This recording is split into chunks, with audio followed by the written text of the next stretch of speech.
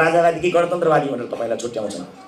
मैले उपचार गर्ने अस्पतालमा मलाई ठुलो रोग लाग्दाखेरि धनी मान्छेले पाउने स्वास्थ्य सुविधा म गरिब किसान दलित मजदुरको छोरो भएर छोरी भएर पनि पाउँछु कि पाउँदिन, मेरो मुद्दा पहिलो मुद्दा यो। त्यस पछाडि अरू मुद्दामा कुरा गरौँ।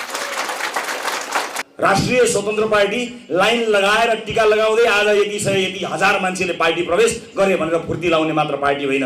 राष्ट्रिय स्वतन्त्र पार्टी आज यति सय यति हजार मान्छेलाई सामूहिक कारबाही गरियो भनेर भन्ने आँट र साहस राख्ने पार्टी पनि हो। हेकारोस् यो पार्टीभित्र छिरेपछि त यसको प्राइमेरीलाई कब्जा गरेर यसका सदस्यहरूलाई पैसा दिएर मिलाएर चुनावमा यसो टाकटुक पारेर उम्मेदवार पनि दिन सकिन्छ। घन्टी भने चाहिँ भोट हालिहाल्छन्, जितिहालिन्छ।